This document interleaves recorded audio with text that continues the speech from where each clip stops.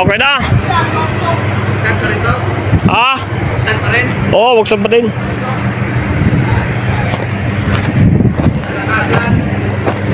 Buksan natin lahat dahil baka kuwan eh. Sabkon tayo eh, baka mamaya. Kama ano? Oo. Tingnan mo rin yung ano ko. Okay na yun, basta ano, doon sa may ano, control, i-open mo lang yung ano, itong takip niya, silipin mo lang kung May ano pa sa likod eh, yung aluminum na adapter ng ano. Sa taas lang, Oo. Sa taas lang dito? oh, ito lang, taas lang.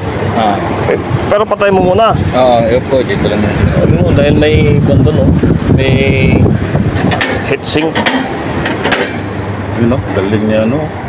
Maganda sana kung may plastic ka na matatakpan yan. Heatsink naman eh. May filter pala. Magaling yan.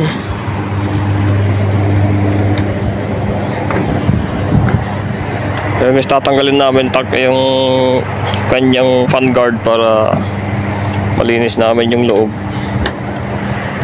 Madami ito guys, yung aming nililinis. 50 piraso package, wall mounted, saka cassette AC. Ayan. Dito naman ako maglilinis ng package unit. Dahil may tubig na, puno na.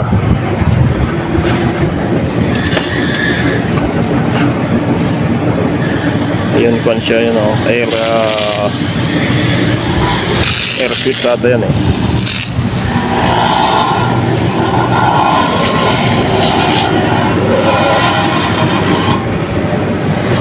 Malaking kwan to, parang warehouse to.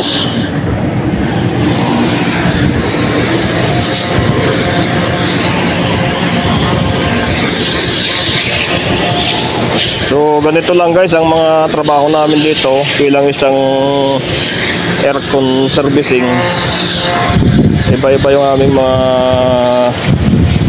skill na dala. Pwede kaming mag-repair, maglinis, maintenance. Kaya dapat pag mag-abroad kayo guys may bala kayo na dala. Hindi yung dahil pag sinabi mong aircon technician ka dito ay pahawakin ka talaga ng mga aircon. Bawal dito yung mahina ang loob. Kaya dito sa abroad kailangan malakas ang iyong loob na malayo sa iyong pamilya. At saka yung baon mo na skill ay dapat gamitin dito.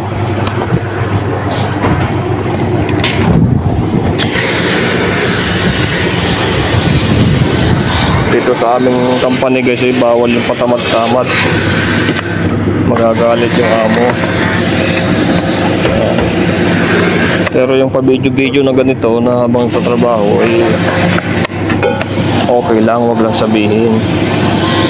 Oh. Yan guys, linisin natin ang loob para okay yung performance ng ating compressor. Ito guys ay inverter na pagkas unit na FG. Nagandun pa lang bukas. Okay. Pero yung level ng aircon natin ay baliktad. Nandun sa walang drain yung ano. Meron din pala doon maliit.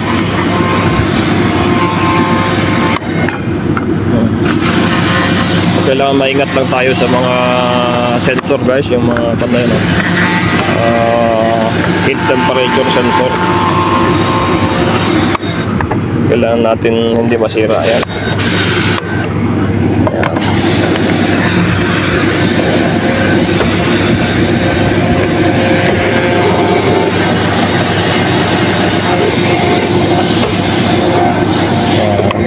Linis.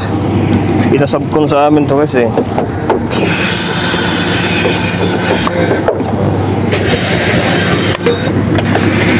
Meron daw ata may kontrata dito. Sinabkon lang namin sa aming kumpanya. Kaya meron kaming project ngayon na madami-daming aircon, 50 piraso.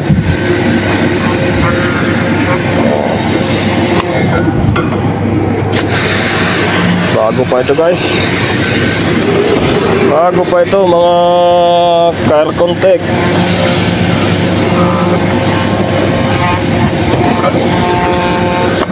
Kaya pagka makuha namin ito ng every month na visit o every 3 months, ay ayos na naman ang aming kumpanya. Yun. So nalinis na natin lahat yung evaporator, nalinis natin. Nalinis ko na kanina ito, guys, pati yung kanyang filter. So, kailangan din ingatan natin yung sensor na yan, oh. Then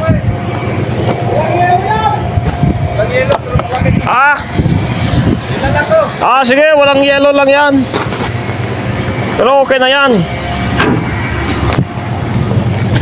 Basta't may mainom. Ang mahalaga ay may mainom. Ang mahalaga may mainom. Yung trabaho nandyan lang yan eh. Oo. Yung trabaho nandyan lang yan. Hindi mo naalis tong aircon eh. Oo, talaga ko eh. No.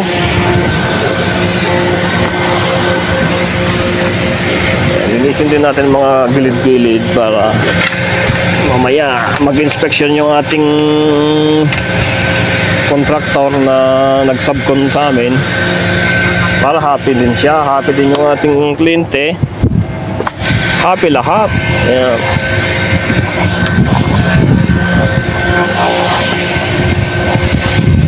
Pati bubong linisin natin para kahit laging malikabok dito sa Riyadh.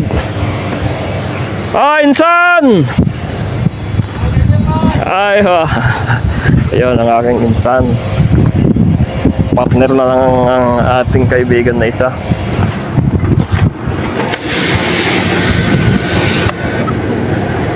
So ayun, guys, tapos na naman itong ating isang unit na package, inverter, BRB ato to eh. Ayun. Ayun. Thank you so much sa inyong panonood kay Rockmet TV. Yeah, don't forget to subscribe, like and share my videos about air conditioning maintenance and servicing.